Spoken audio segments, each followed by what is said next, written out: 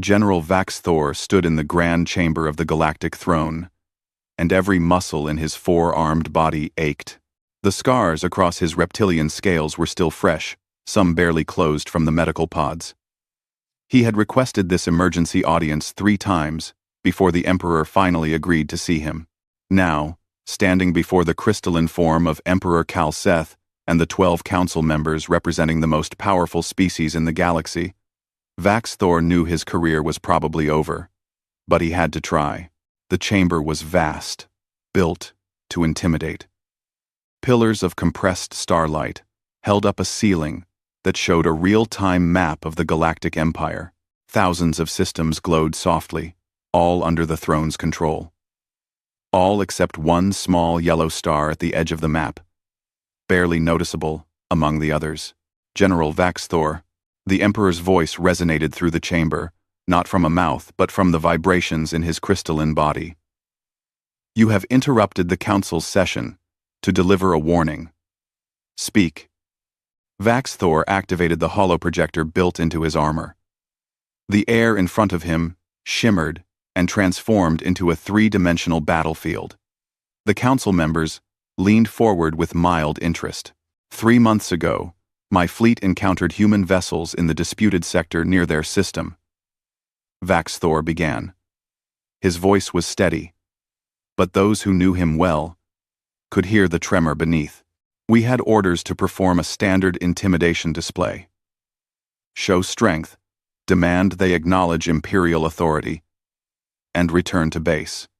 It should have been routine. The hologram showed a small human exploration ship, barely the size of a galactic patrol vessel.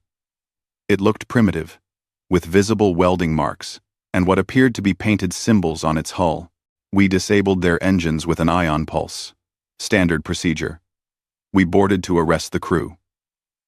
Vaxthor paused, his clawed hand unconsciously moving to a scar across his chest. There were 12 humans aboard.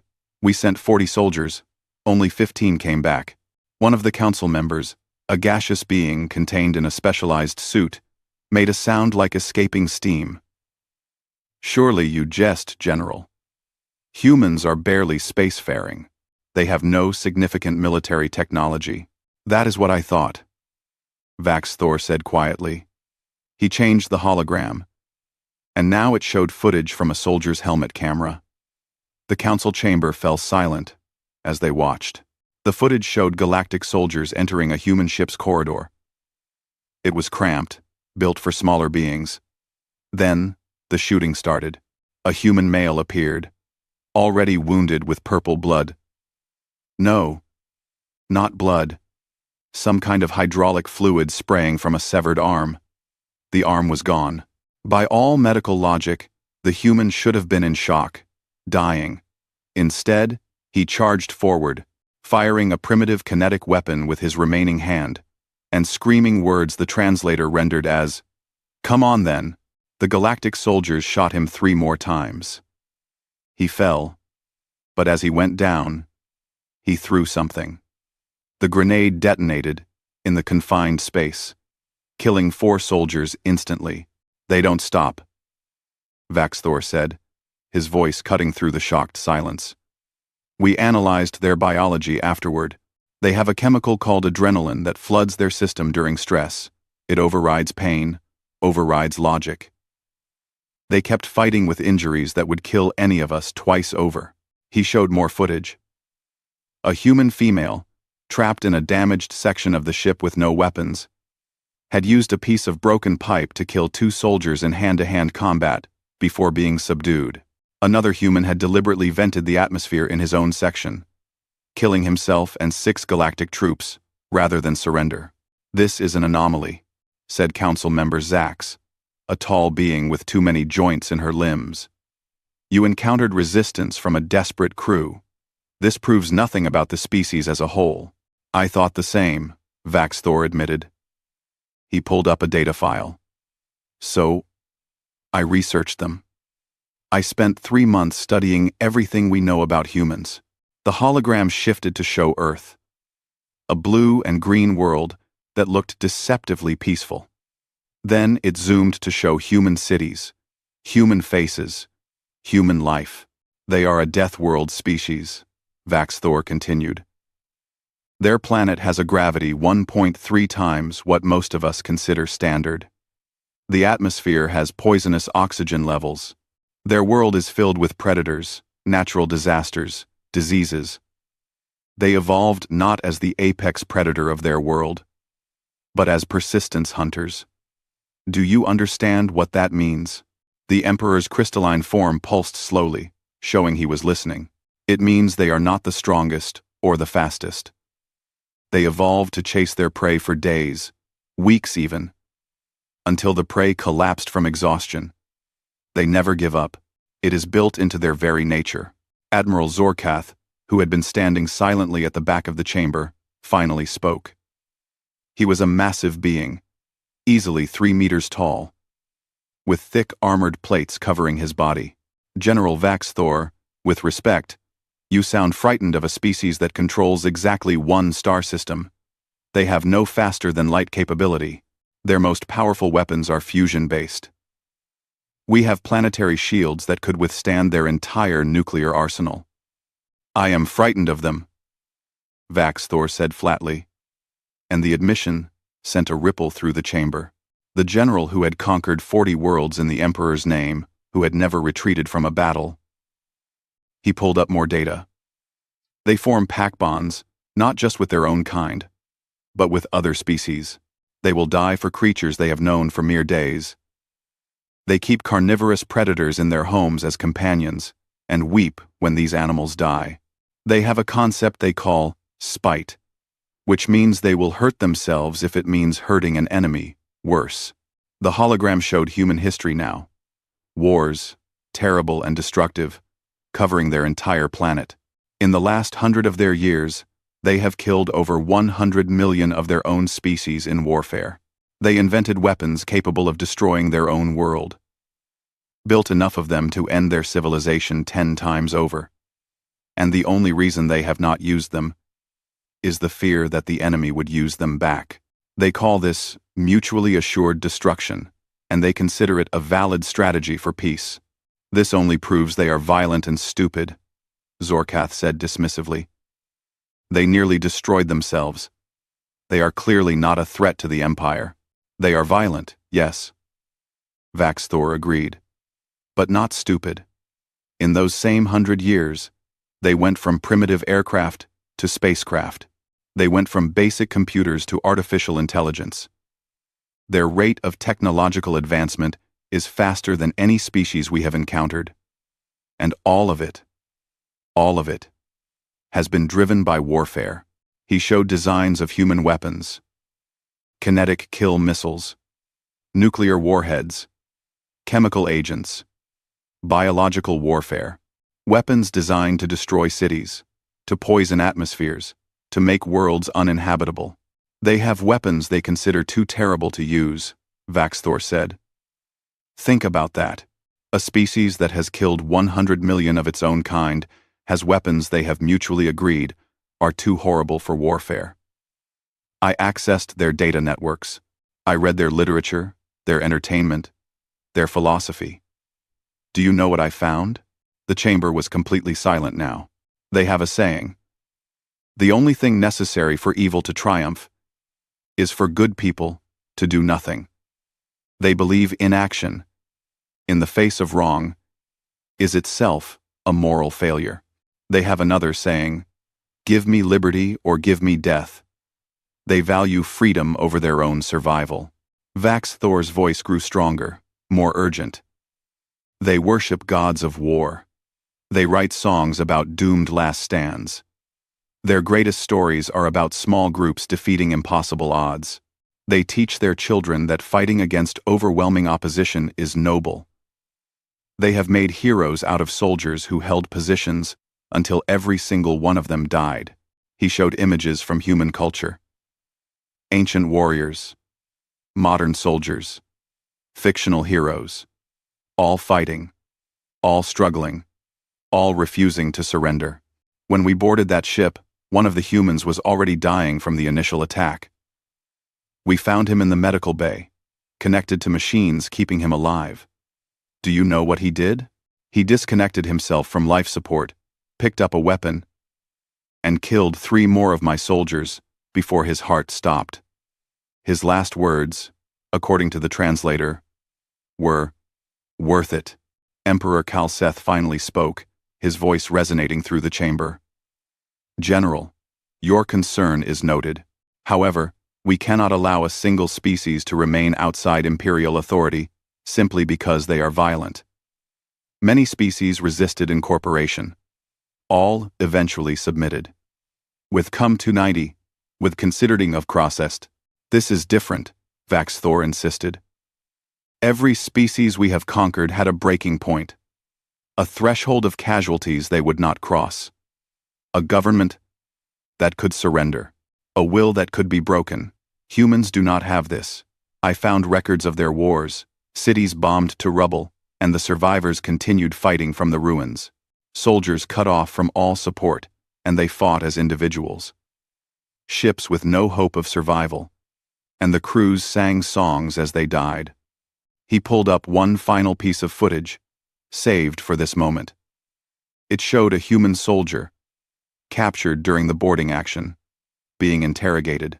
The human was young, barely into adulthood by their species standards. She had burns covering half her body, and had lost 3 fingers on her left hand. The interrogator asked her why she had fought when surrender would have saved her life. The human girl smiled, blood on her teeth, and said something the translator struggled with. After a moment, the translation appeared. "Because fuck you. That's why. They have no word for surrender in some of their languages," Vaxthor said. "The closest translation is tactical withdrawal, or temporary retreat. But not surrender. Not giving up." Admiral Zorkath laughed, a deep booming sound. "Then they are fools who do not know when they are beaten. All the better for us. Emperor, I volunteer to lead the incorporation of the human system. It is resource-rich and strategically located. With your permission, I will bring these violent children into the Empire, where they can be properly controlled." Several council members voiced their agreement. The human system was valuable, and humanity clearly needed to be taught their place in the galactic order. Vaxthor felt his heart sinking. They were not listening. They thought he was being overcautious, cowardly even. He could see it in their postures, hear it in their voices. "Emperor, I beg you," Vaxthor said. And the word beg from a general of his standing made several council members pause. "Leave humanity alone. Quarantine their system if you must.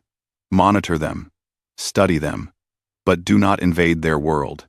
They are not ready to join the galactic community, and we are not ready for what will happen if we try to force them." "Your counsel is noted, General," the Emperor said, his tone making it clear the decision was already made. "However, we cannot show weakness by avoiding a single system because they are violent. Admiral Zorkath, you will prepare a fleet.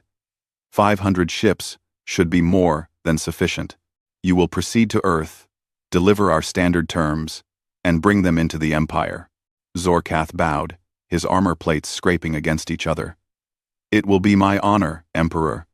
I will have this accomplished within 2 of their months." Vaxthor made one final attempt. "There is something else. Something I have not mentioned yet. The humans have a concept in their philosophy and religion. They call death the last enemy. Not an enemy, but the enemy. The final one. The ultimate opponent." He looked around the chamber, making eye contact with each council member. "They do not fear death. They have declared war on it. They fight diseases that should be incurable. They invent machines to restart stopped hearts. They freeze their dead in hopes that future technology will revive them. They send their elderly into medical facilities where machines keep them alive long past when nature would have taken them. And they do this not because they are afraid of death, but because they refuse to accept it." Vaxthor's voice dropped to barely above a whisper, but in the silent chamber, everyone heard him clearly. What do you think beings who have declared war on death itself will do when we threaten them with it? The Emperor considered this for a long moment. Then, his crystalline form pulsed with what might have been amusement. Then we shall teach them that some wars cannot be won. This audience is concluded. Admiral Zorkath, begin your preparations. General Vax Thor, you are dismissed. As the chamber began to empty, Vax Thor stood frozen for a moment. He had failed. He looked up at the map of the galaxy on the ceiling, at that small yellow star, and felt a chill run through his body. Admiral Zorkath approached him, placing a heavy hand on Vax Thor's shoulder. Do not feel bad, old friend. You have grown cautious in your age. It happens to all warriors eventually. I will show you how easily these humans can be brought to heal. Vax Thor looked at the Admiral, at his confident posture, his assured smile. I hope you are right, he said quietly. For all our sakes, I truly hope you are right. But he did not believe it. He had looked into human eyes as they died. He had seen something there that terrified him more than any weapon or army. He had seen an absolute, unshakable conviction that they would never stop fighting. Not ever. Not while a single human still drew breath. As he left the chamber, Vax Thor sent an encrypted message to his homeworld, to his mate and his offspring, a simple instruction. Begin stockpiling supplies and prepare defensive positions. The Empire was about to learn a lesson it would never forget, and Vax Thor suspected that by the time that lesson was learned, the galaxy would be a very different place. Above the chamber, the map of the galaxy glowed peacefully, thousands of systems under the throne's control, but that small yellow star at the edge seemed, to Vax Thor's eyes, to pulse with a light of its own, a warning light that no one else could see. Humanity had been noticed, and nothing would ever be the same again. The warning came 6 months after the Emperor gave his approval. Every telescope on Earth, every satellite, every deep space monitoring station detected them simultaneously. 500 ships dropped out of faster-than-light travel at the edge of the solar system, near the orbit of Neptune. Admiral Yuki Tanaka was in her quarters aboard the UEDS Defiance when the alert came through. She had been reviewing supply manifests, the boring but necessary work of keeping a defense fleet operational. The klaxon shattered the silence, and her tablet immediately displayed the emergency bulletin. All hands to battle stations. This is not a drill. Unknown fleet detected. Count. 500 plus vessels. Classification. Hostile. Oh. Oh. Oh. Oh. Yuki was moving before she finished reading. She pulled on her uniform jacket as she ran, her fingers working the buttons through muscle memory. By the time she reached the bridge, her crew was already at their stations. The main view screen showed the alien fleet, enhanced by their long-range sensors. Mother of God, her tactical officer whispered. The fleet was massive. Each ship was easily twice the size of humanity's largest carriers. They moved in perfect formation. A display of power and coordination that humanity's scattered defense forces could never match. Communications? Any attempts to hail us? Yuki asked, sliding into her command chair. Nothing yet, Admiral. They are just sitting there, waiting. Power levels? Weapons are hot but not charging. They want us to see them. Yuki understood. This was intimidation. Show overwhelming force. Make the enemy realize resistance is futile, and accept surrender without firing a shot. It was a tactic as old as warfare itself. Get me a channel to Earth Command, she ordered. And someone wake up the Secretary General. Tell them we have visitors. The next hour was chaos. Every government on Earth was screaming for information. The civilian population was in a panic. Stock markets crashed. Religious leaders declared it the end times. Riots started in a dozen major cities as people either tried to flee or decided to loot while they could. But the military knew what to do. They had planned for this, hoped it would never happen, but planned nonetheless. Humanity had known, ever since they first left Earth, that they were not alone in the universe. The discovery of ruins on Mars had proved that. Ancient cities, long dead, left by a civilization that had reached the stars and then vanished. Humanity had looked at those ruins and asked themselves a question. So they had prepared. While the politicians talked about peace and exploration, the military built weapons.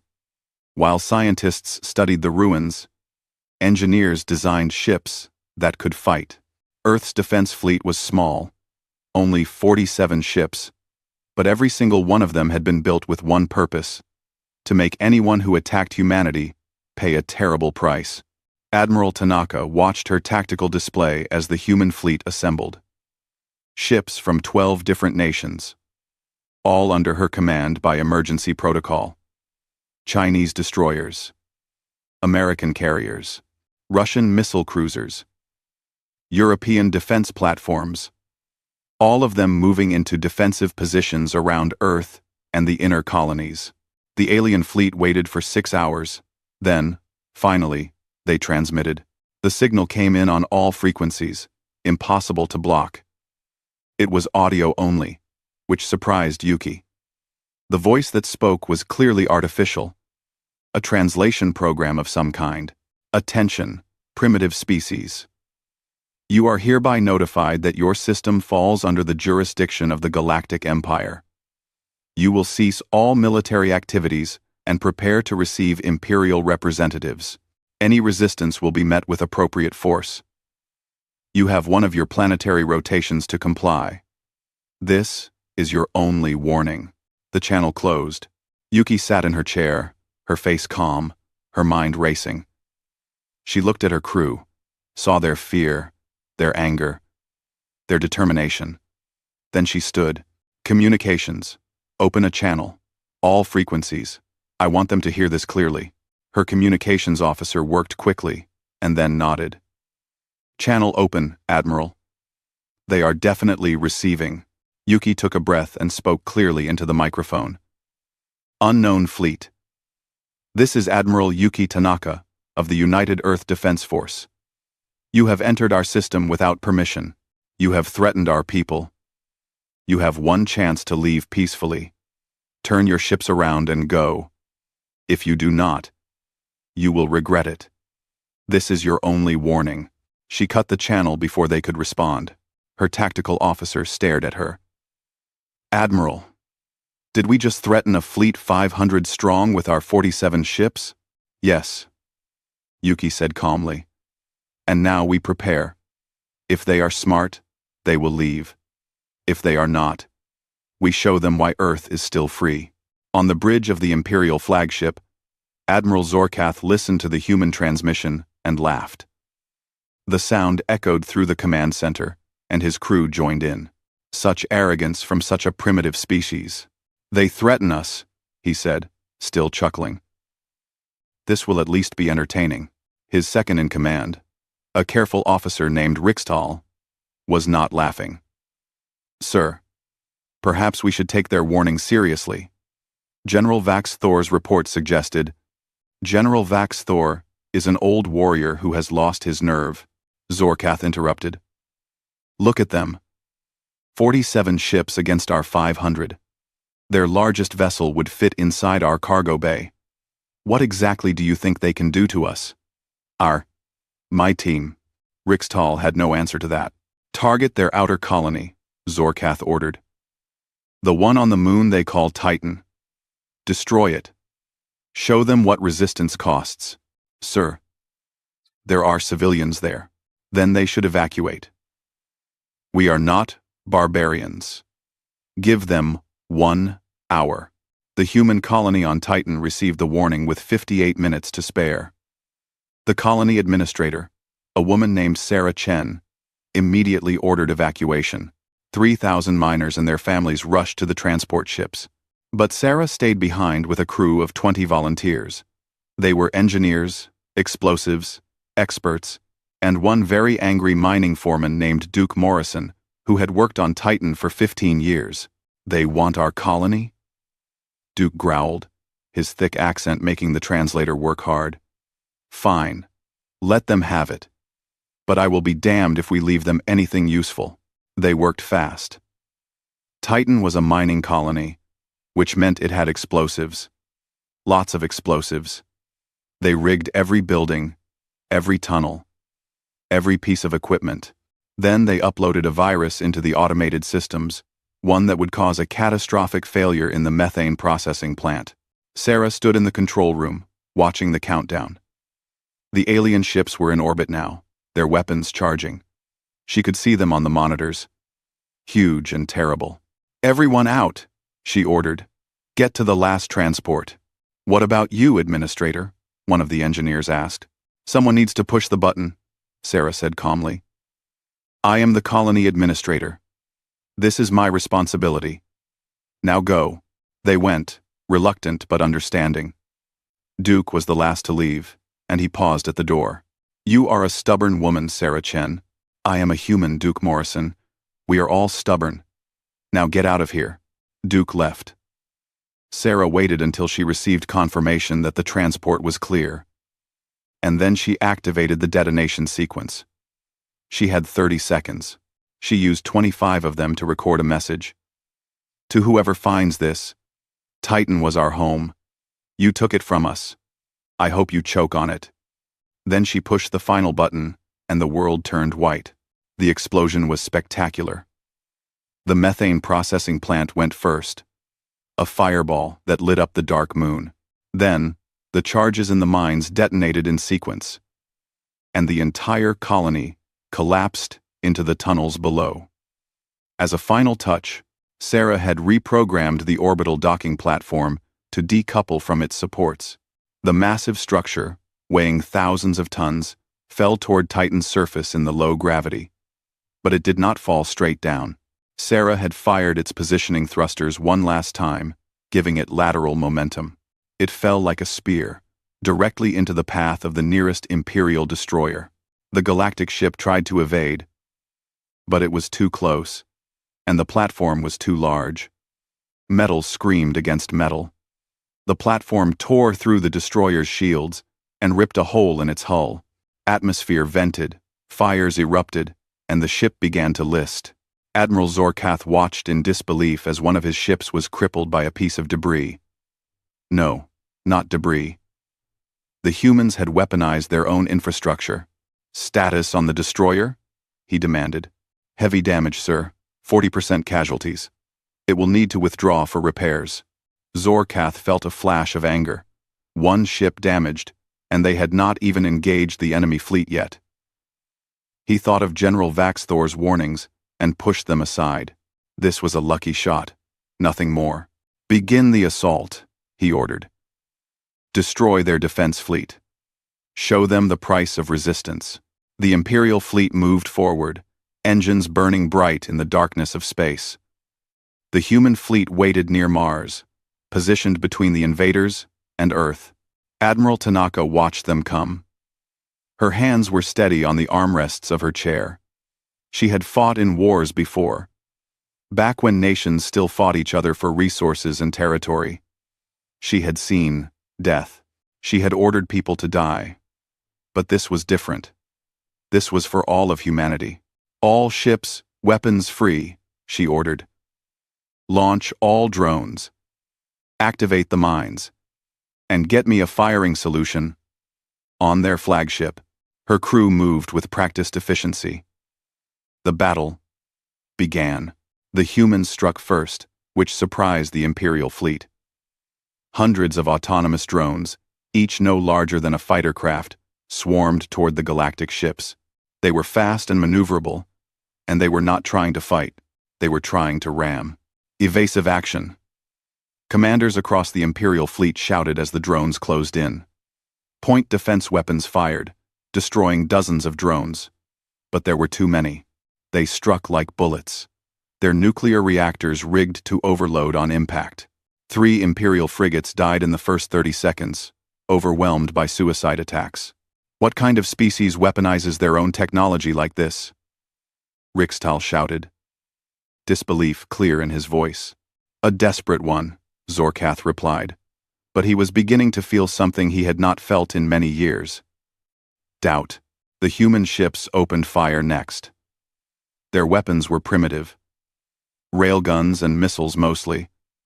But they used them with devastating effectiveness. They did not try to fight ship to ship. Instead, they launched missiles on ballistic trajectories and then retreated, forcing the Imperial ships to chase them into prepared kill zones. The space between Mars and Earth was full of mines. Thousands of them, left dormant until now. As the Imperial fleet pursued the retreating humans, the mines activated. More ships died, blown apart by weapons that cost almost nothing to build but everything to defend against. Admiral Tanaka stood on her bridge, watching the tactical display. They were losing. Of course they were losing. You could not win a battle when outnumbered 10-1. But winning was not the objective. "Captain Morrison," she said into her communicator, speaking to the commander of the UEDS Retribution. "You are clear to execute Protocol Omega." "Understood, Admiral," came the reply. "It has been an honor serving with you." "The honor was mine, Captain. Give them hell."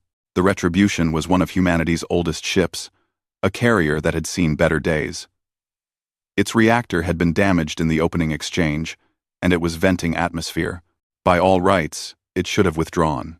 Instead, it turned toward the Imperial flagship and accelerated. "Sir, one of their carriers is on a collision course." A sensor operator shouted on Zorkath's bridge. "Destroy it," Zorkath ordered. Weapons fire lanced out, striking the Retribution repeatedly. Its shields failed. Armor burned away. Entire sections of the ship were torn open to space. But it did not stop. It could not stop. Its crew was dead, its weapons destroyed, its systems failing. But its engines still worked, and Captain Morrison had locked the controls. The Retribution struck the Imperial flagship at a significant fraction of the speed of light. The resulting explosion could be seen from Earth, a new star that burned for 3 seconds and then faded. When the light cleared, the Imperial flagship was gone. So was the Retribution. So were 2 other Imperial ships that had been too close to the blast. Admiral Zorkath survived, barely. He had been thrown across his bridge by the impact, and his command chair had crushed one of his legs. Smoke filled the air, and emergency lights flashed. "Status!" he shouted, coughing. "Flagship destroyed, sir." "You are on the secondary command ship.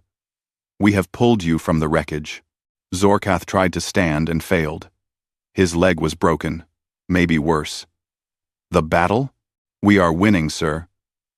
The human fleet is down to 12 ships, but our losses are significant. 47 ships destroyed or disabled. 47 ships, the same number the humans had started with. They had traded 1 for 1 against an enemy that should have crushed them. "What are the humans doing?" Zorkath asked. "The remaining ships are retreating toward Earth. They are still fighting but falling back." Zorkath hauled himself up using a console. His second-in-command tried to help him, but he waved them away. He looked at the tactical display, at the 12 remaining human ships, and made his decision. Pursue them. Destroy them all. I want every human ship turned to debris. And then, we take their planet. The battle raged for 6 more hours. One by one, the human ships fell. They fought with everything they had, expending every weapon, every missile, every drone. When the UEDS Defiance's weapons were empty, Admiral Tanaka gave her final order. "All hands, this is the Admiral. Abandon ship, get to the escape pods." That is a direct order. Her crew hesitated, and she had to repeat herself 3 times before they obeyed. She watched them go, each pod launching toward Earth, hoping they would make it through the battle.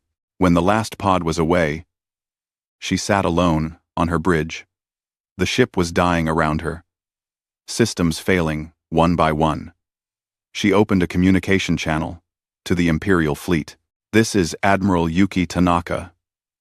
You wanted to see what humans do when threatened.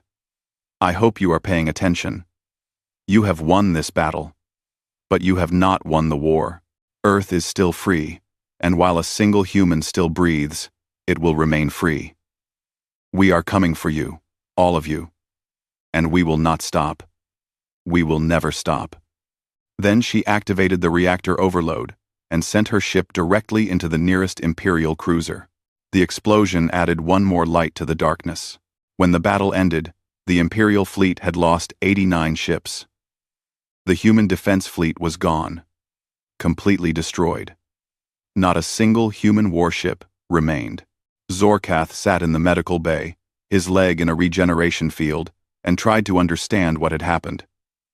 He had won. Earth's defenses were shattered.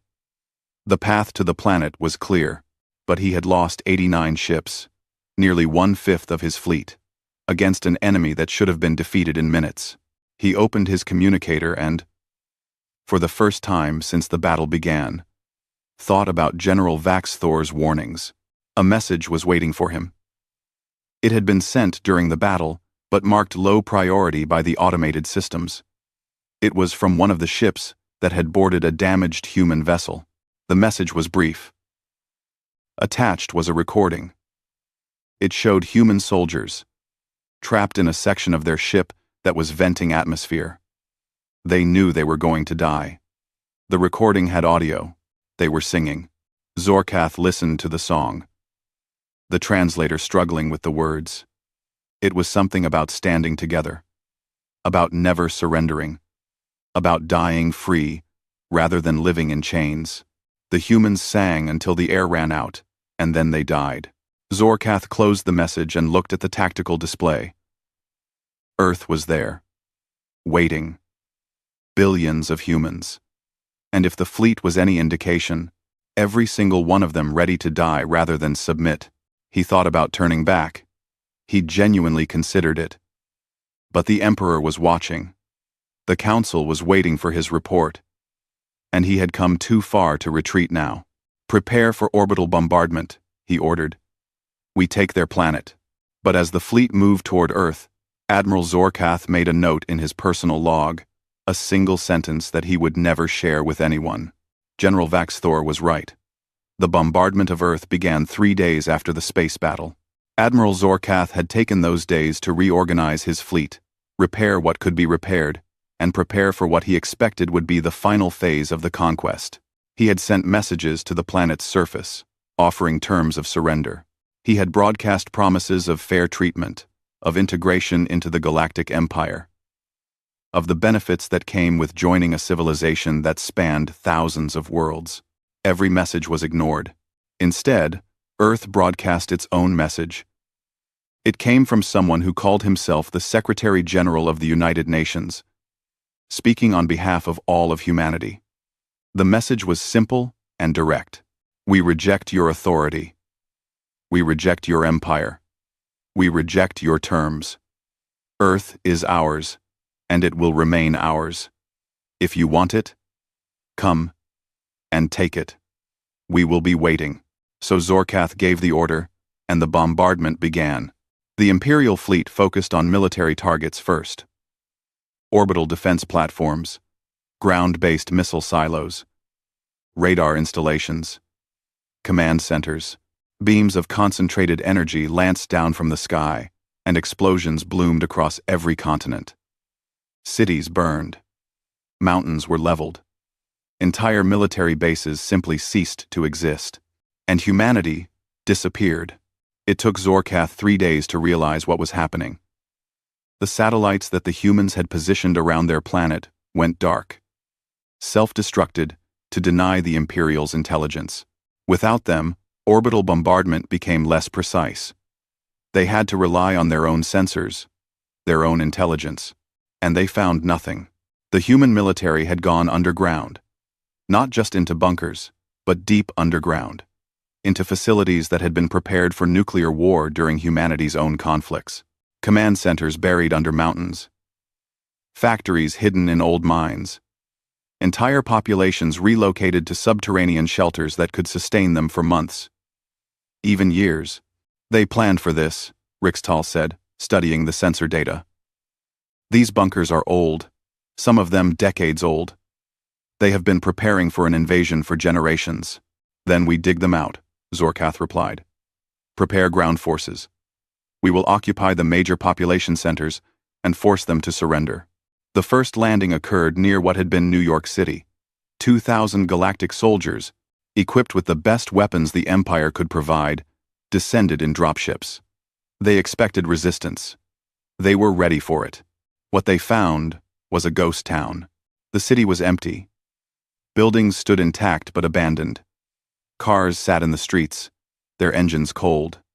The soldiers moved through the streets in formation, weapons ready. But there was no one to fight. "Where are they?" one soldier muttered, and his question echoed through every squad. They found out after dark. The attacks came from everywhere and nowhere. A sniper shot from a building, killing an officer, and by the time the soldiers returned fire, the sniper was gone. An improvised explosive device detonated under a patrol, killing 6 soldiers. Chemical weapons, forbidden by galactic law, were deployed in subway tunnels, forcing the soldiers to abandon those positions. And every night, the humans broadcast music, loud, defiant music that echoed through the empty streets. The lyrics were different, but the message was always the same. We are still here, we are still fighting, and we will never stop. The Galactic soldiers began to hate the music. After 2 weeks of occupation, the ground forces had secured exactly 3 city blocks. They had lost 300 soldiers, and they had not seen a single living human, except for the brief moments before those humans killed someone and vanished. "This is insane," a squad leader reported to his commander. "They are not fighting like soldiers. There is no front line, no army to engage. They are in the walls, under the streets, in the buildings. We blow up a structure, and they attack from somewhere else." Zorkath ordered more troops deployed. 5,000 soldiers became 10,000. Then 20,000. The numbers did not matter. The result was the same. The humans were using tactics refined over thousands of years of warfare against each other. Guerrilla warfare. Asymmetric warfare. Terrorism, some would call it. But the humans called it resistance. In the ruins of Beijing, a galactic patrol found a weapons cache hidden in a school. When they investigated, the entire building exploded. 40 soldiers died, and the humans responsible were never found. In what had been London, the occupation forces tried to establish a forward base in a government building. They spent 3 days fortifying it, installing shields and sensors. On the 4th day, the humans tunneled under it and flooded the basement with poisonous gas. In Moscow, the soldiers found themselves under attack from the civilians they were trying to protect. Elderly humans threw homemade explosives from windows. Children lured patrols into ambushes. No one was safe. No one could be trusted. They do not have rules. One traumatized soldier told the medic treating his wounds. No rules of war. No limits. They use weapons we banned centuries ago. They hide among their own civilians. They booby-trap their dead. What kind of species does this? Quote, the medic had no answer. But the question spread through the ranks, and morale began to decline. 3 months into the occupation, Admiral Zorkath received a communication from a captured human. The soldiers had found her in the ruins of a hospital, wounded and unable to escape. She was young, barely an adult by human standards, with burns covering most of her body. The interrogator asked her why she had fought when she could have surrendered and lived. He asked her if she understood that resistance was futile, that humanity had already lost. The girl looked directly into the camera, her eyes clear despite her pain, and spoke words that would haunt Zorkath for the rest of his life. "You should have listened to your general," she said. "We have been killing each other for 10,000 years. We know every way there is to make someone suffer, every tactic, every strategy, and we have been practicing on each other, learning, improving, waiting. You think this is war? You have no idea what war is, but you are going to learn." She died an hour later from her injuries, refusing medical treatment, refusing to answer any more questions. Zorkath ordered her last words classified. but they had already spread through the fleet. The soldiers talked, and fear began to grow. Then the humans changed tactics. It started with the supply lines. Ships bringing supplies from the outer system began disappearing. Not destroyed, not damaged, just gone. The Imperial fleet sent search parties, and what they found made no sense. The supply ships were adrift, their crews dead. But there was no sign of attack, no damage to the ships. Medical examination revealed that the crews had been exposed to biological agents, diseases that killed within hours. Where did they get biological weapons? Zorkath demanded. They had no space fleet. We destroyed it. Rixtal pulled up intelligence reports, his hands shaking slightly. Sir, we did not destroy it. We destroyed what they showed us. The ships they let us see. They had others, hidden in the asteroid belt, in the moons of Jupiter, in deep space. And they have been building more. More. That is impossible. We have been watching this system for months. We would have detected construction. They built them inside asteroids, sir. Hollowed them out and assembled the ships inside. By the time our sensors detected them, they were already operational. Zorkath felt something cold settle in his stomach. How many ships? Unknown. We have confirmed at least 30 new human warships. But there could be more. They have automated construction facilities scattered throughout the system, all of them hidden, all of them producing weapons. 30 ships should not matter. Zorkath still had over 400 vessels under his command. But these new human ships were different from the ones they had destroyed in the first battle. These ships had been built specifically to fight galactic vessels, using technology captured from disabled Imperial ships. They had reverse-engineered shield generators. They had copied weapons systems. They had learned. The first engagement with the new human fleet occurred near Jupiter. A galactic supply convoy, escorted by 6 warships, was ambushed by 8 human vessels. The battle lasted 12 minutes. The human ships won, not through superior technology or firepower, but through tactics that the Galactic Navy had never encountered. They used the radiation from Jupiter to mask their approach. They fired missiles on ballistic trajectories, making them look like space debris until they activated at close range. They concentrated fire on single targets, destroying ships one at a time instead of spreading their attacks. And when one human ship was disabled, its crew set the reactor to overload and rammed the nearest Imperial vessel. The Galactics lost all 6 escorts and 3 supply ships. The humans lost 2 vessels. And once again, the recording of the human crew's last moments was recovered. They had been singing. Zorkath watched the footage and felt rage building inside him. What is the song? What are they always singing? Zorkath, the translator, provided the lyrics. It was a different song this time, but the theme was the same. Something about standing together against impossible odds, about never surrendering, about choosing death over submission. They treat dying like it is glorious, Zorkath said quietly. Like it is an honor. How do you fight an enemy that wants to die for their cause? You do not, a voice said from behind him. Zorkath turned to see General Vaxthor standing in the doorway of his office. The old general had been assigned as an advisor after Zorkath's initial reports had reached the Emperor. General, Zorkath said, keeping his voice neutral. I did not expect you. General, no one ever does, Vaxthor replied. He moved into the room, his movements showing his age and his scars. I came because the Emperor is concerned. You have been here for 3 months, and you have not secured the planet. The planet is a death trap. Every building, every street, every square meter of ground could hide an enemy. My soldiers are dying in 1s and 2s, killed by an enemy they never see. I warned you, Vaxthor said without anger. I told the Council what humanity was, but no one listened. So you came here to say you were right. To gloat? I came to help you minimize the casualties. Because this war is lost. Admiral, you just do not know it yet. Zorkath felt his temper flare.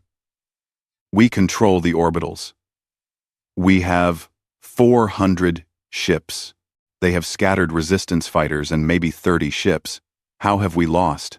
Vax's Thor activated a holographic display, showing the solar system. In the 3 months you have been here, how many human military personnel have you killed? Estimated 6,000. And how many soldiers have you lost? Zorkath hesitated. 4,000. But that number includes non-combat casualties. So you have lost 2/3 as many troops as you have killed, fighting an enemy with no space fleet, no orbital defenses, and no unified command structure. Vax Thor zoomed the display to show Earth. You control 3 cities. Or rather, small parts of 3 cities. The rest of the planet is still in human hands. Their industrial capacity is largely intact because they built it underground. Their population is mostly alive because they evacuated before you arrived. And every day you stay here, they grow stronger while you grow weaker. Then what do you suggest? Leave. Now. Tell the Emperor that Earth cannot be conquered, or at least not without an effort that would cripple the Empire. Quarantine the system and move on. I cannot do that. The Emperor would see it as cowardice. Then you will die here, Vax Thor said simply. You and every soldier under your command. Because humans do not surrender, and they do not forgive. They will fight you for years, decades, generations. Zorkath wanted to argue, but the numbers did not lie. In 3 months, he had lost more troops than in any campaign in his career, and he had nothing to show for it except ruined cities and traumatized soldiers. How long? He asked quietly. How long could we hold out? If we committed to total war? Vax Thor considered the question seriously. Based on current casualty rates and accounting for human learning curve, 2 years, maybe 3, before your fleet is too damaged to maintain orbital control. After that, the surviving humans would reclaim their planet, repair their industry, and build a fleet large enough to threaten imperial space. You are saying we cannot win. I am saying you have already lost. The only question is how many more of your soldiers you send to die before you accept it. Zorkath stood and walked to the window. Outside, he could see Earth below, blue and green and beautiful. Somewhere down there, humans were preparing their next attack. Somewhere in the asteroid belt, more ships were being built. And somewhere in the darkness between the stars, General Vax Thor's words were echoing with a truth he did not want to accept.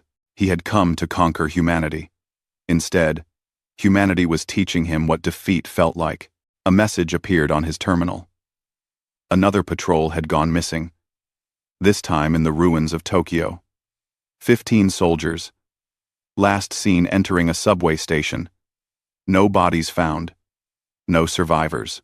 And according to the reports, someone had been playing music from speakers hidden in the tunnels. A human song about rising from the ashes, about never giving up, about standing against the darkness. Zorkath closed his eyes and made a decision. Contact the fleet. Order all ground forces to consolidate their positions. We are shifting to a defensive posture. A wise choice, Vax Thor said. I am not retreating, Zorkath said sharply. Not yet. But I am going to request reinforcements from the Emperor. If we are going to hold this system, we need more ships, more soldiers. Vax Thor's expression suggested he knew that reinforcements would not change anything, but he said nothing. Some lessons had to be learned through experience. On Earth, in a bunker 3 kilometers below the Rocky Mountains, Elena Vasquez read the intelligence report about the Galactic forces consolidating. She was the commander of the North American Resistance, a former Special Forces operator who had been preparing for this fight her entire career. They are getting scared, one of her lieutenants said. Good, Elena replied. Scared soldiers make mistakes. And when they make mistakes, we kill them. Pass the word to all cells. Increase the pressure. Hit them every night, every day. Give them no rest. Let them feel what it is like to be hunted. The message went out through encrypted channels to resistance cells across the planet. In Paris, in Cairo, in Mumbai, in every city where the Galactics had landed, humans prepared their weapons and planned their attacks. Above, Admiral Zorkath waited for reinforcements that would take months to arrive. Below, humanity sharpened their knives and sang their songs of defiance. The war had just begun, and already the Galactics were learning a lesson that would echo across the stars. Humanity did not fight to win. They fought because they refused to lose. And there was a difference. A critical difference that would cost the Empire more than they could possibly imagine. In his private quarters, Zorkath made an entry in his personal log. Day 90 of the occupation. Casualties continue to mount. Morale is declining. The humans show no signs of surrender. I begin to understand what General Vaxthor meant when he said they had declared war on death itself. They do not fear dying. They fear living under our rule, more than they fear their own extinction. How do you defeat an enemy like that? He had no answer. And deep down, in a place he would never admit to anyone, he suspected there was no answer. The grind would continue, and humanity would make them pay for every meter of ground, every day of occupation, every life taken. And somewhere in the darkness, a human teenager, with burns across half her body, had spoken a truth that would haunt the Galactic Empire for generations. You have no idea what war is, but you are going to learn. 1 year after the invasion began, something changed. Admiral Zorkath felt it before he saw it. A shift in the atmosphere aboard his flagship, a tension among his officers that had not been there before. The daily casualty reports had become routine, expected. The endless grind of occupation had settled into a grim normalcy. But on the morning that marked the 1-year anniversary, something was different. The first sign came from deep space sensors. A galactic listening post on the edge of the solar system simply stopped transmitting. No distress call, no warning. One moment it was there, the next it was silent. Could be equipment failure, Rixtal suggested when the report reached the command deck. Send a ship to investigate, Zorkath ordered. But he knew, deep in his bones, that it was not equipment failure. The ship never returned. 2 hours later, every sensor in the solar system detected the same thing simultaneously. Faster than light signatures, dozens of them, appearing throughout human space, not arriving from outside the system, but emerging from within it. That is impossible, a sensor operator said, his voice shaking. FTL drives do not work that deep in a gravity well. The stellar mass interferes with the dimensional equations. Tell that to the humans, Zorkath said quietly, watching the tactical display as red icons multiplied across the screen. The human fleet had been building in secret for a year, hidden in the asteroid belt, assembled in the moons of Jupiter and Saturn, constructed inside hollowed-out asteroids that masked their energy signatures. And they had not just been building ships. They had been reverse engineering galactic technology, learning, improving, adapting. The new human fleet consisted of 96 ships. They were smaller than Imperial vessels, but faster, more maneuverable. And they were equipped with weapons that made Zorkath's blood run cold. The first human ship to open fire did so from within the atmosphere of Jupiter. It rose from the gas giant's clouds like a predator emerging from deep water, already at combat speed, and fired a weapon the Galactics had never seen before. The projectile was a rod of depleted uranium, accelerated to a significant fraction of light speed by magnetic coils running the length of the ship. It had no explosive, no warhead. It did not need one. At that velocity, simple kinetic energy was enough. The rod struck a galactic battlecruiser and punched clean through it, entering through the bow and exiting through the stern. The ship did not explode. It simply broke apart. Structural integrity destroyed. Reactors failing. Atmosphere venting. Evasive action, Zorkath shouted. But his fleet was not designed for this kind of combat. Imperial doctrine relied on shields and armor to absorb damage while returning fire with energy weapons.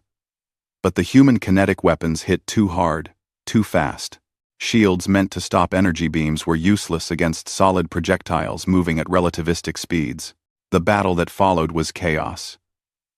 The human ships did not fight like the vessels Zorkath had destroyed a year ago. They fought like pack hunters, coordinating their attacks, focusing fire, exploiting every weakness in Imperial defenses. And they were not fighting alone. From Earth's surface, from the Moon, from Mars and the asteroid belt, missiles launched. Thousands of them. Most of them simple kinetic kill vehicles, dumb weapons with minimal guidance, but there were thousands of them, and they forced the Galactic fleet to split their attention. "Sir, we are being overwhelmed," Rixtal reported. 30 ships have taken critical damage. The humans are targeting our larger vessels specifically. Zorkath watched as another battlecruiser died, this one to a swarm of human fighters that had somehow gotten past the point defenses. The fighters were piloted, not drones. He could see them on the tactical display, tiny signatures that moved with purpose and precision. And then, they started ramming, one by one, when their weapons were exhausted or when they saw an opportunity. The human pilots simply drove their fighters into Galactic ships. They aimed for command decks, for reactor compartments, for weapons arrays. And they did not hesitate. "They are insane," a weapons officer whispered. "No," Zorkath said, his voice hollow. "They are committed. There is a difference." The battle raged for 8 hours. When it finally ended, the human fleet withdrew, but not before delivering a message. It was broadcast on all frequencies, in perfect galactic standard, and it came from a human woman whose face appeared on every screen in the Imperial fleet. She was older than most of the soldiers they had encountered, with gray hair and scars that suggested she had been fighting for a long time. She wore a uniform that marked her as a ship captain, and her eyes were cold. "I am Captain Sarah Chen," she said. "1 year ago, you destroyed my home on Titan. You killed my friends, my colleagues, people I loved. I survived.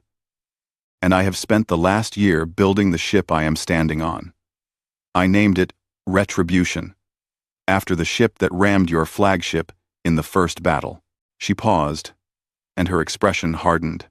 "You came to our home and you brought war.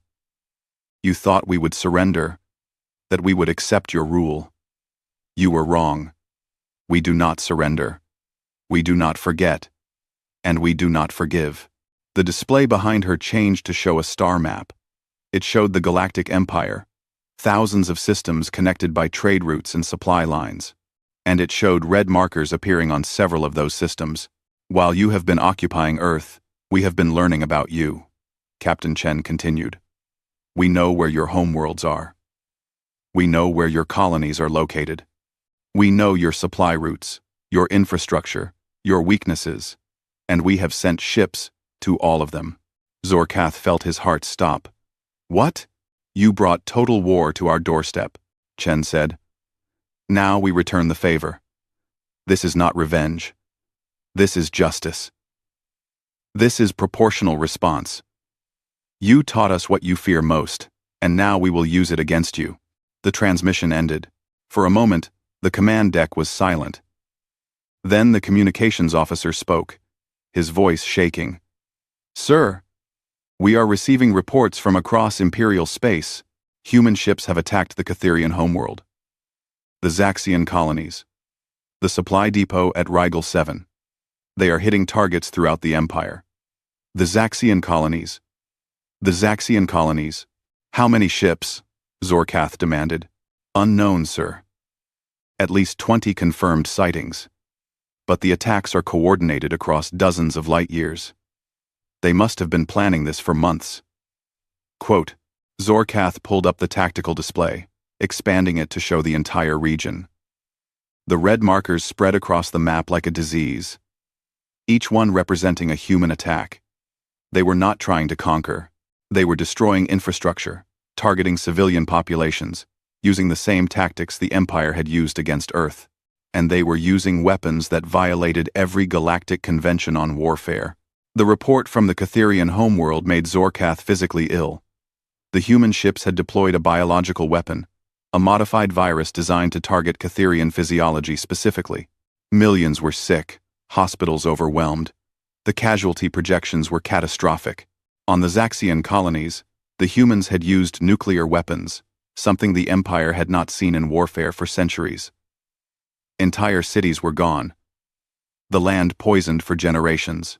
At Rigel 7, a major supply depot that fed a dozen Imperial fleets, the humans had done something even worse. They had crashed an asteroid into the orbital station at relativistic speed. The debris field had destroyed the station and rained down on the planet below, causing impacts equivalent to hundreds of nuclear weapons. "They are animals," Rixtal said, reading the reports. "This is barbaric. This violates every law of civilized warfare. We bombed their cities from orbit," Zorkath reminded him quietly. "We killed their civilians. We invaded their home. Did you think they would respond with honor and restraint? But there are rules." "There are no rules in total war," Zorkath interrupted. "We taught them that. Now they are teaching us." A priority message arrived from the Galactic throne. Zorkath opened it with shaking hands. It was short and direct. "Admiral Zorkath, you are hereby ordered to withdraw all forces from the human system immediately. Return to the capital for debriefing. This campaign is suspended, pending review." Suspended, not ended. Suspended. As if they might come back. As if this was just a temporary setback. Zorkath wanted to laugh, but the sound would have been too bitter. "Prepare the fleet for withdrawal," he ordered. "All ground forces are to be evacuated within 48 hours. Anything we cannot take, we destroy." But even as he gave the orders, he knew it was too late. The humans had learned too much. Grown too strong. They had tasted galactic blood. And they liked it. The evacuation was a nightmare. Human resistance forces attacked every landing zone, every transport. They did not try to stop the evacuation, but they made it as costly as possible. Soldiers died trying to reach their ships. Equipment had to be abandoned. And through it all, the humans played their music, their songs of victory and defiance. As the last transport lifted off from Earth, carrying the survivors of the occupation force, someone detonated a series of charges along the coastline, where the Galactics had established their main base. The explosion was shaped, directed, and it threw tons of debris into the path of the ascending ships. 3 transports were destroyed. 700 soldiers died in sight of escape. Admiral Zorkath watched from orbit as the last of his ground forces left Earth's surface. Out of 20,000 soldiers who had landed, fewer than 12,000 were leaving. The rest were dead, buried in the rubble of human cities, or simply missing. And Earth was still free. The Imperial fleet began its withdrawal from the solar system, a ragged formation of damaged ships and exhausted crews. They left behind the wreckage of over 150 vessels, the graves of tens of thousands of soldiers, and a warning that would echo through the galaxy. As they reached the edge of the system, preparing to jump to faster than light, one final message came from Earth. It was audio only, a human voice speaking calmly and clearly. "You came to our home, and you learned what we are capable of. We did not want this war, but you gave us no choice.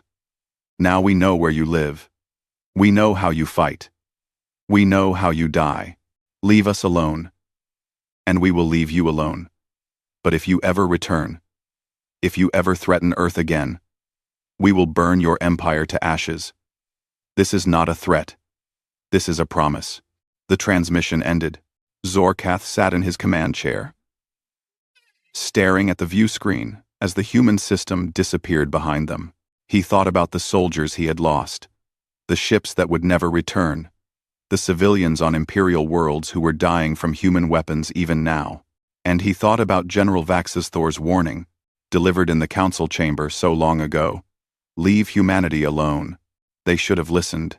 As the fleet jumped to FTL, leaving the Sol system behind, Zorkoth received one more message. It was from General Vax Thor, and it contained only a single sentence. "Welcome back, Admiral. We need to talk about what comes next, because the war was not over. It had only just begun. Humanity had defeated the invasion, but they had also learned something dangerous. They had learned that they could fight the Empire and win. They had learned that the great and powerful galactic civilization was not invincible, and they had learned where the Empire's worlds were located. In bunkers across Earth, in hidden shipyards throughout the solar system, humanity was already planning their next move. They had won the defensive war. Now they were preparing for the offensive one.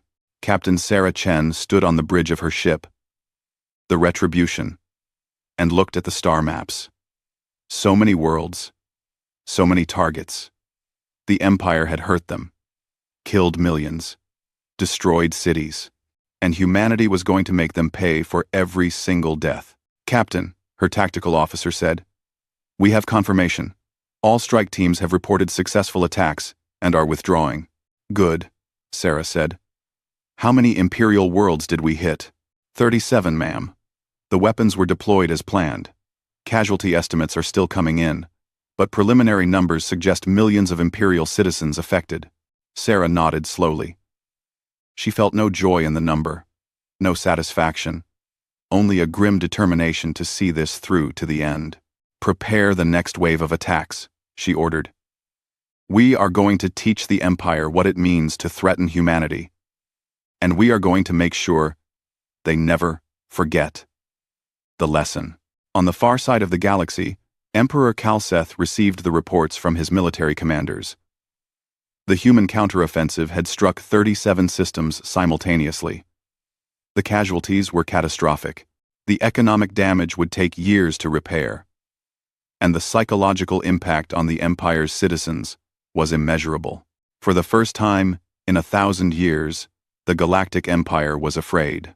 Not of an external threat, not of a rival empire or an alien invasion. They were afraid of a single species from a single world who had refused to be conquered. The Emperor summoned his council and spoke a truth that changed the balance of power in the galaxy. "We have awakened something that should have been left alone. The humans are no longer prey. They are predators. And we have taught them that we are vulnerable." In the silence that followed, every member of the council understood what that meant. The galaxy had a new apex predator. And its name was humanity.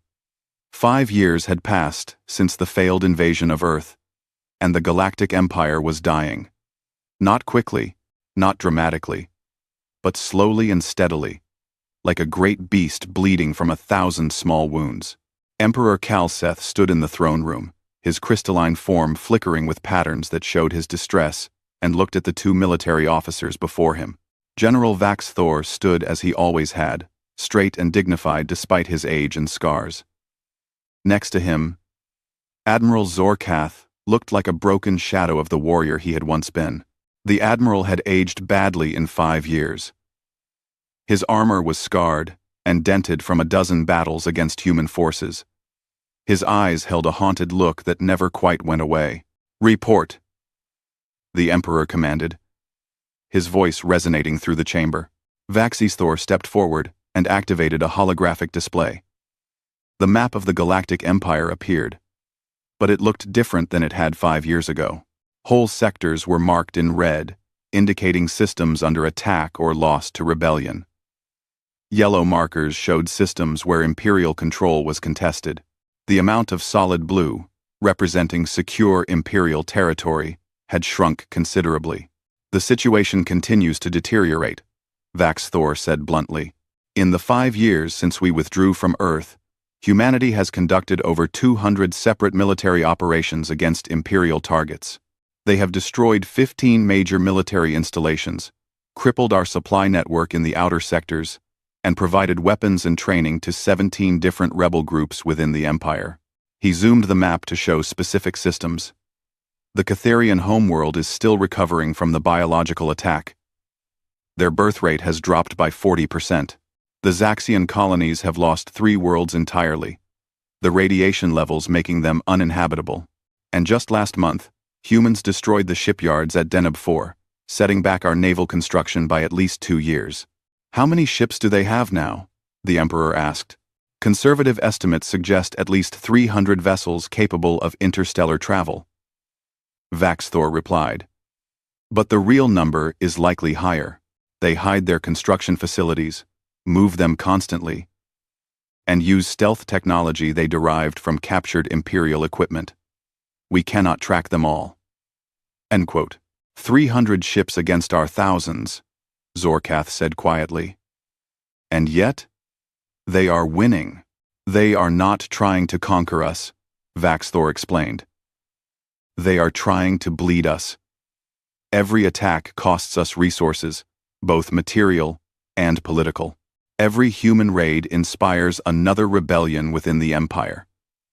They have turned themselves into a symbol of resistance. Proof that the Empire can be fought and defeated. The Emperor's crystalline form pulsed with anger. Then we send a larger fleet. We mobilize the entire Imperial Navy and finish what we started. With respect, Emperor, Vaxthor said carefully, that is exactly what the humans want us to do. He pulled up new data, intelligence reports that made grim reading. Human agents have infiltrated several Imperial worlds. They have made contact with dissident groups, provided them with weapons, taught them tactics. If we pull our fleets to attack Earth, these groups will rise up. We will lose more worlds to rebellion than we could possibly gain by conquering one human planet. So we do nothing? The Emperor demanded. We allow this to continue? We negotiate, Vaxthor said. And the word fell into the chamber like a stone. Silence. The very concept of the Galactic Empire, negotiating with a species they had tried to conquer, was unthinkable. It showed weakness. It suggested that humanity was an equal power, which was impossible. Except it was not impossible anymore. The humans have made it clear, Vaxthor continued, that they will accept peace, but only on their terms. They want full recognition of Earth's sovereignty, reparations for the damage we caused, and a 50-light-year neutral zone around their system that no Imperial ship may enter. Unacceptable, Zorkath said, speaking for the first time. We cannot agree to such terms. It would make us look weak. We are weak, Vaxthor said bluntly. At least in relation to humanity. And every day we pretend otherwise. We grow weaker. Our economy is strained from constant military operations. Our citizens are afraid. Our subject species are questioning our authority. How long before the Empire collapses entirely? End 1. Before anyone could respond, an aide rushed into the chamber. The breach of protocol was so severe that guards actually raised their weapons before recognizing the aide as one of the Emperor's own staff. Forgive me, Emperor, the aide said, breathless. But we have just received word. A human fleet has appeared in the capital system. The chamber erupted in chaos. Shouts, orders, demands for information. The Emperor's form blazed with light as his emotions overwhelmed his control. How many ships? Vaxthor demanded, his voice cutting through the noise. 20, General. They appeared at the edge of the system and have made no aggressive moves. They are broadcasting a request to speak with Imperial leadership. It is a trick, Zorkath said. A distraction while they attack somewhere else. Or, Vaxthor said slowly, they are here to negotiate. They could have attacked. 20 ships could do significant damage before we stop them. But they are asking to talk. The Emperor made his decision. Bring them to the orbital platform. Under guard and with weapons locked on them at all times. If they make any hostile move, destroy them. And if they do not? Vaxthor asked. Then we listen to what they have to say. 3 hours later, General Vaxthor stood in the diplomatic reception hall, watching as the human delegation arrived. He had never seen living humans before. Only recordings and intelligence reports. Now, seeing them in person, he understood something he had missed before. They looked fragile. They were small compared to most galactic species, their bodies soft and unarmored. They moved with a grace that came from lower gravity. And they breathed the station's atmosphere without assistance. though he knew it was richer in oxygen than most species preferred. But their eyes. Their eyes held something that made Vax Thor's instincts scream danger. These were predators' eyes, intelligent and calculating. The human delegation was led by a woman who introduced herself as Admiral Yuki Tanaka. Vax Thor recognized the name. She had commanded the human defense fleet in the first battle, the one who had sent her ship on a suicide run into an Imperial cruiser. "You survived," Vax Thor said, surprised. "I evacuated first." Admiral Tanaka replied with a slight smile. "I am not suicidal, General. Just committed." There is a difference. She was joined by 5 others. A military officer who watched everything with suspicious eyes. A civilian who was introduced as Earth's Secretary of Defense. A scientist who immediately started examining the station's architecture with fascination. And 2 others, whose roles were not specified. They were escorted to a conference room where the Emperor waited, along with his full council. The room was designed to intimidate, with the Emperor's crystalline form positioned above the others, literally looking down on anyone who entered. Admiral Tanaka looked around the room, nodded once as if confirming something to herself, and then sat down at the table without waiting for permission. "Thank you for agreeing to meet with us," she said. "I know this must be difficult. No one likes admitting they made a mistake." "You are quite bold," the Emperor said, his voice cold, "for someone whose planet we could sterilize from orbit." "You could try," Tanaka replied calmly, "but it would be the last thing your empire ever did. We have positioned weapons throughout your territory. Stealth ships in orbit around every major world. Automated systems that will activate if we do not send regular override codes. If Earth dies, hundreds of Imperial worlds die with it." The council chamber erupted in outrage, but Tanaka continued speaking, her voice never rising. "We call it mutually assured destruction. It is an old concept for us, one we are very familiar with. You cannot destroy us without destroying yourselves. So we are going to sit here, as civilized beings, and negotiate a peace that allows both of us to survive." "This is extortion," one council member shouted. "This is reality," Tanaka corrected. "You invaded our home. You killed millions of our people. You started a war that you thought would be easy. You were wrong. Now we are offering you a way out that does not end with both our civilizations in ruins." Emperor Kalseth studied the human admiral for a long moment. "What are your terms?" Tanaka pulled up a holographic display. "Full recognition of Earth and all its colonies as a sovereign nation. Reparations for the damage you caused, to be paid over 50 years. A neutral zone of 50 light-years around Earth that Imperial ships may not enter without permission. And a formal apology from this council for the invasion." "Unacceptable," Zorkath said. "The reparations alone would bankrupt the Empire." "Then you should not have started a war you could not afford to lose," Tanaka replied. She looked directly at Zorkath, and the Admiral flinched from her gaze. "You commanded the invasion fleet, did you not? How many of your own people died? How many families received notification that their loved ones were killed trying to conquer a world that did not want to be conquered?" Zorkath did not answer. "I lost my ship," Tanaka continued, her voice softening slightly. "I lost friends, colleagues, people I had known for years. And I know you lost people too. This war has cost both of us too much. It is time to end it." General Vax Thor spoke up. "What guarantees do we have that humanity will honor this peace?" "The same guarantee you have always had," Tanaka said. "We keep our promises. When we said we would defend Earth to the last human, we meant it. When we say we will leave you alone if you leave us alone, we mean that too." She stood and walked to the viewport, looking out at the stars. "We did not want this war. We wanted to explore, to learn, to find our place among the stars. You forced us to become warriors, but we do not want to be warriors forever. We want to go back to building, creating, discovering. Give us peace, and we will give you the same." The Emperor considered this for a long moment. "General Vax Thor, you tried to warn us. You told us to leave humanity alone. We did not listen. What is your recommendation now? Vax Thor did not hesitate. Accept their terms. We cannot win this war. We can only lose it slowly or quickly. This way, we lose with honor and preserve what remains of the Empire. Admiral Zorkath? The Admiral looked at Admiral Tanaka, at the humans who had defeated him, humiliated him, and taught him what true warfare looked like. I agree with General Vax Thor. Accept the terms. The Emperor's crystalline form pulsed with complex patterns, processing the decision. Then, for the first time in the 1,000-year history of the Galactic Empire, an Emperor bowed to a species they had tried to conquer.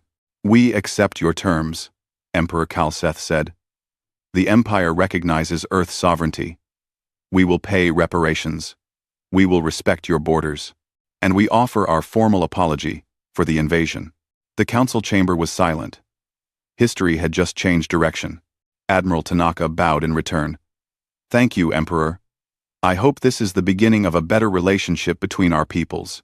As do I, the Emperor replied. But tell me, Admiral, what will humanity do now? You have defeated the greatest empire in the galaxy. What comes next for your species? Tanaka smiled. And it was a smile that sent chills through everyone who saw it. We explore. We build. We learn. And we make sure that no one ever threatens Earth again. She looked around the room, making eye contact with each council member. We are taking our place among the stars. Not as subjects. Not as servants. But as equals. And if anyone threatens that, they will learn the same lesson you did. The negotiations took 3 more days to finalize. Treaties were signed. Borders were established. And the first human embassy on an alien world was opened in the imperial capital. The galaxy watched with a mixture of fear and fascination as humanity, the species that had been targeted for conquest, became a recognized power. On the final night before the human delegation left, General Vaxa Thor found Admiral Tanaka standing alone on an observation deck, looking at the stars. May I join you? He asked. Of course, General. They stood in silence for a moment. 2 warriors who understood each other better than most. I tried to warn them, Vax Thor said quietly. I told them what you were, what you could become. I know, Tanaka replied. I read your report.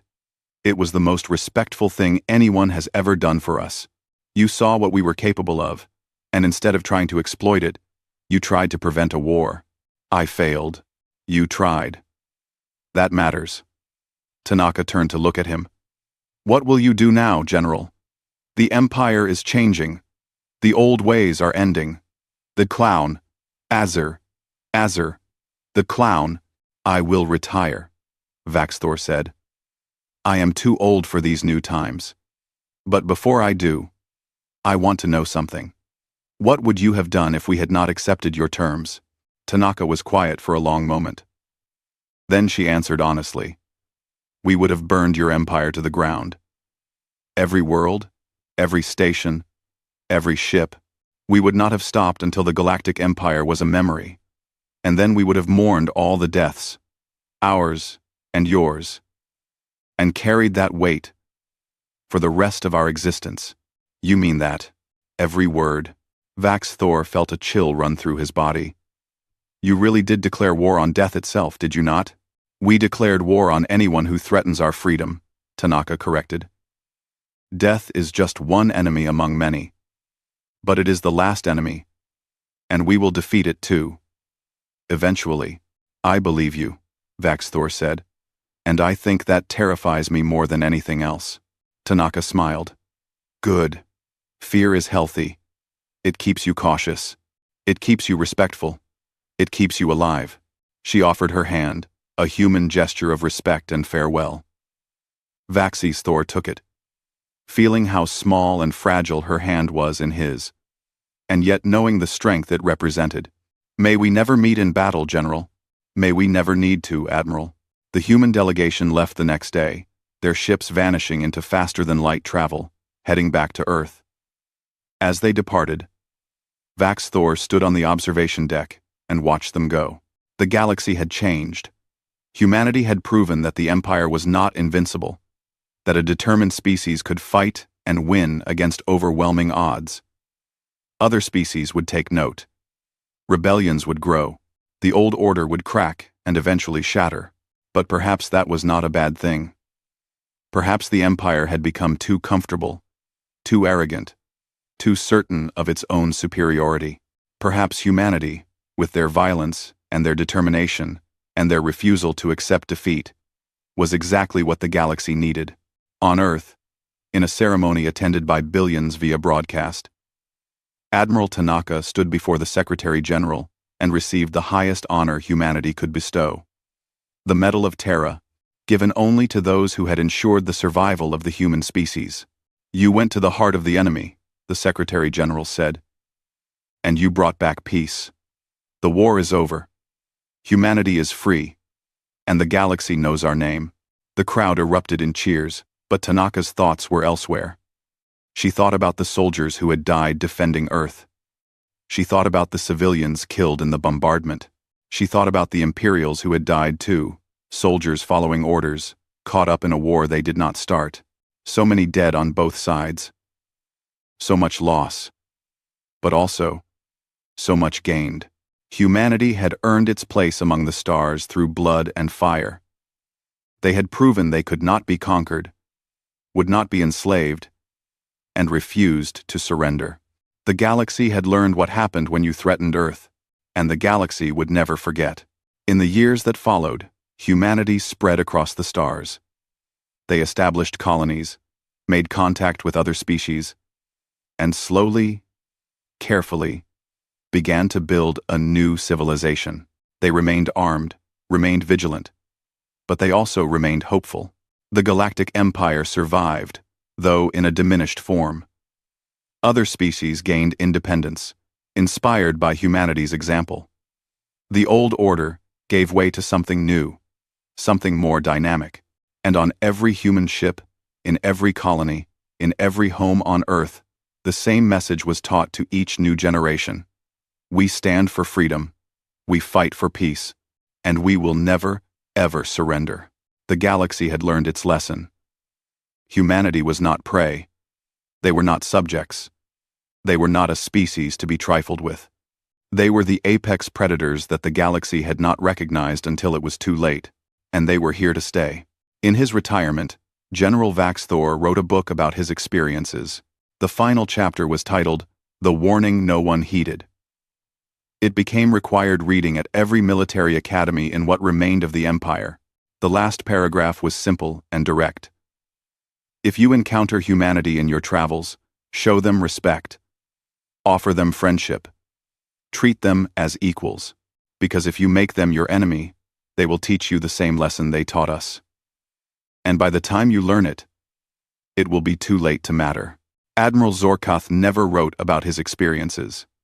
He never spoke of the war publicly, but late at night, in his private quarters, he would sometimes watch recordings of the first battle, of the human ships fighting against impossible odds, of crews singing as they died, and he would remember a young human girl with burns across her body, telling him that his people had no idea what war was. She had been right. They had learned, and the cost of that education had nearly destroyed everything they had built. The galaxy moved forward, changed forever by a species that refused to be conquered. Humanity took its place among the stars, not as conquerors, not as slaves, but as free people who had earned their freedom through sacrifice and determination. And somewhere in the darkness between the stars, on every human ship and every human world, they sang their songs. Songs of defiance, of hope, of determination. Songs